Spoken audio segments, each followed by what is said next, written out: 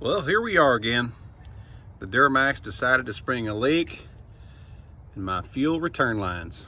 But thanks to Amazon, I've got a set. Now I'm just going to replace this one here on the driver's side because that's all that's leaking. But I'm going to take you along for the trip. Let's get to work. An envelope and an envelope.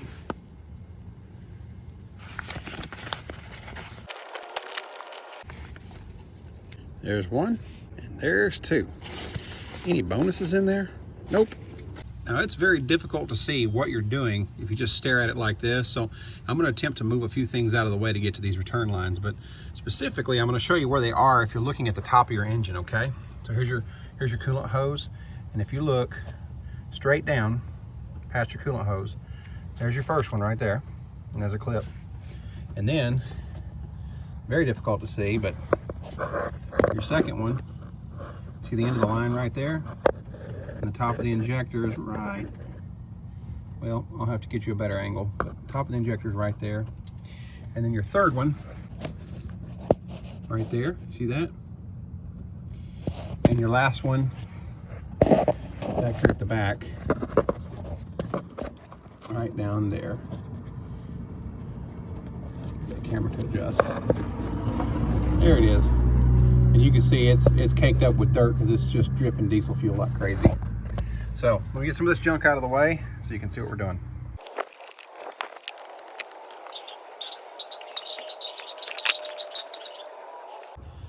For this job, you're definitely going to need some of these big old needle nose. See how big these are? And they reach a long way in because some of these clips are hard to get to. All right, here's our first cylinder on this side. I'm going to reach all the way down there with those long needle nose. Try to get a hold of this clip. There we go. There's one. This is, let me see if I can rotate that around so you can see what it looks like. There you go. Keep these because the kit didn't come with new ones. And then this line just pulls right out of the top of the injector. Give it a gentle tug, it should pop right out. There you go. The second clip is a little trickier to get to than the first one. I'm going to try to show you with the needle nose how to get to it, but it's right there. Just look straight down from the end of the needle nose, and there it is. You'll need to pull that clip in order to get the second injector return line loose. The easiest way to get to that second clip on cylinder 2 is going to be to remove this intercooler line. So let's go ahead and get this out of our way.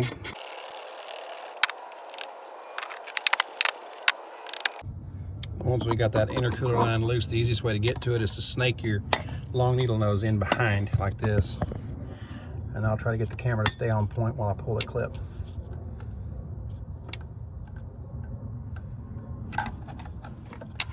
Close, no cigar yet. Well, I declare.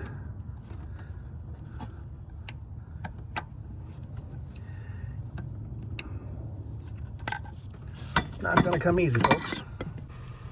Okay, the needle nose just would not work. We couldn't get them in there, so I've got one of these. It's a little spring-loaded tool you can get at the Harbor Freight or any one of the parts stores, and it's got like a 4-prong on the end of it down there that reach and grab. I snake that in, there you go, and right down there and grab a hold of the clip.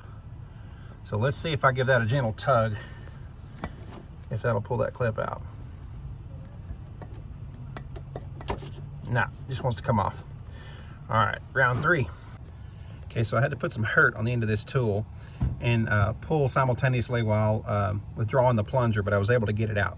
So it's out. In the process, I lost my clip, so y'all send up a prayer I can find my clip. But anyway, so return line number 2 is loose. Now we're going to attempt to reach down there and take it out of the top of the injector. So here we go.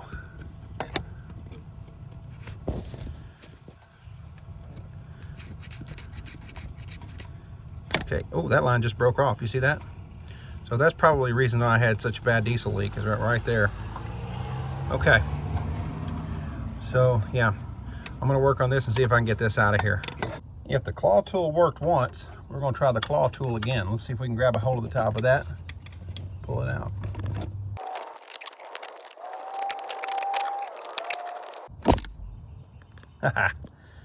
There we go.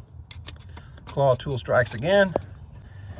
And we can pull out the first piece of broken return line. The third and fourth cylinders are not quite as hard to get to, but they can still be a booger. If I can say that. Come on, camera.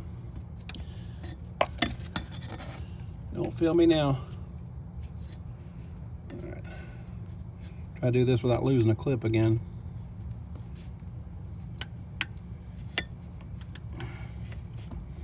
Hey, look at that. I'm gonna have a hard time pulling this without blocking y'all's view, so here goes. Let's see if I can do that.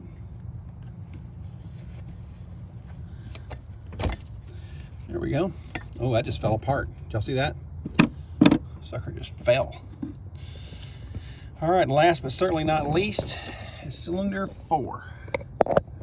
It's sitting right back there. Y'all won't learn unless you see me struggle, so let's do it. This one here, you can't really put your needle nose back there, so I'm gonna use a little pick. And I'm gonna push it in back there at the back. Let's see, can I zoom in on that? Let's try it. Come on, camera. And the clip. You see the clip? All right, I'm gonna use my little pry tool. Look at that. I did it without dropping it, y'all. The suspense was killing me. Was it killing y'all? All right. And then, let's see. We got it. Thank you, Lord. I'm already gonna have to go buy another clip for cylinder number 3. But now that that's out, I should be able to just zoom back out and pop this line off. Wow, just broke in my hand. I mean, these weren't made very well, y'all. These weren't made very well, it just broke. The return line hooks up. I'm gonna go ahead and drop my camera down in here without trying to drop my camera. The return line hooks up right there. All right. You see that on the far right of the screen? That's as close as I can get my camera to it. That's the metal return line with the 4 cylinders of return lines hooked to. All right, if I piece together all the broken pieces, we start out, here's cylinder 1, 2, 3, 4, and then the tail that goes up and connects to the return. So it's not going to be this one. You see this one's got a T before cylinder 4. So we can save that one for later in case we develop a leak on the other side of the engine. It's actually going to be this one. Now we're going to put a little lubricant on each one of these little O-rings. You can see, got new O-rings all the way around. So we're going to put some lubricant on those little O-rings. And you can see here at the end, it goes away from cylinder 4, it plugs into that return line at the back of the engine I showed you. Believe it or not, we found our missing clip and we were able to retrieve it using a magnet. So there we go. We got 1, 2, 3, 4 clips. So I was able to get y'all a decent view at cylinder 1.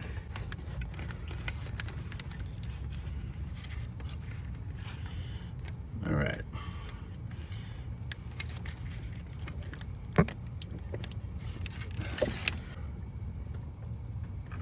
Oh, I don't want to go. All right, we don't get too rough with it because it is plastic after all.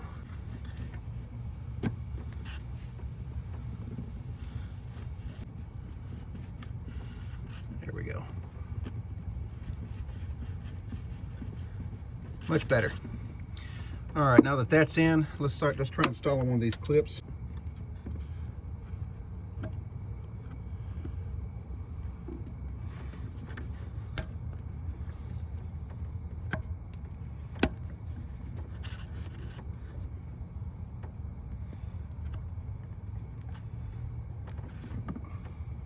And now we go to the infamous number 2, which is very difficult to get to. Let's see if I can get my camera down where y'all can see. Yeah, you can see the open top of the injector right there. All right, got that extremely difficult one in right there. You can see the clip is on the back of it, and I'm telling you guys, even without the camera on, I struggled. So cylinder number 2 on the driver's side is gonna be right there, and it is gonna be a pain in the butt unless you remove this bracket right here, okay? Now on to cylinders 3 and 4, and let's hook it up to the return line. You can see you can line those up with relative ease compared to the others. All right, we got them on, and wouldn't you know it, just before I finished putting that back clip on, popped out of my needle nose and disappeared into who knows where. So I've got to get a clip for back there. Well, I was very fortunate. I had an extra clip in my garage. We just lacked this little clip right here. So let's see if we can get that in without losing it this time. Ladies and gentlemen, they are all in and clipped and hooked up. Let's go ahead and get this intercooler line on and our electrical harness back hooked up, and let's fire it up, look for leaks.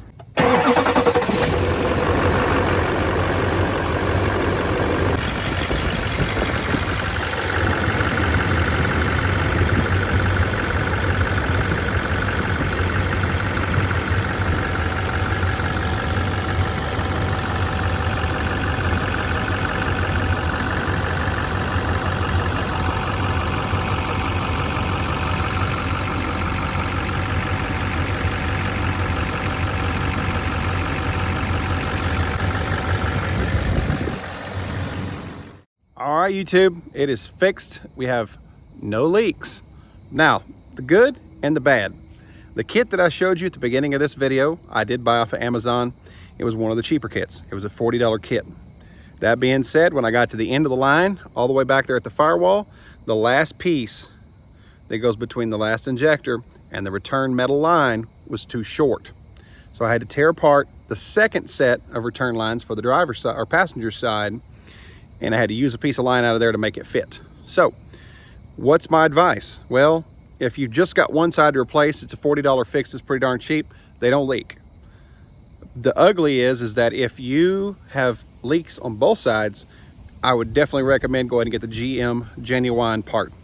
It's over 100 bucks. I will put the link to the cheap down below in this video. I'll put the link to the more expensive GM product down below. My advice, if I had this all over to do again, would be to buy the GM part, because the hoses were slightly short on the driver's side where it meets up with the metal return line. Other than that, it doesn't leak, fits nice and tight, and I would definitely advise you have extra fuel injector return line clips before you start this job, because I had to go hunt down some in my garage floor from when I put injectors in. Yeah, fun times. All right, I'm gonna get this all buttoned up before I get rained out. Thank you for watching. If you haven't subscribed yet, subscribe to Grubbing Gas. Y'all have a blessed day. Or night. Yeah, night.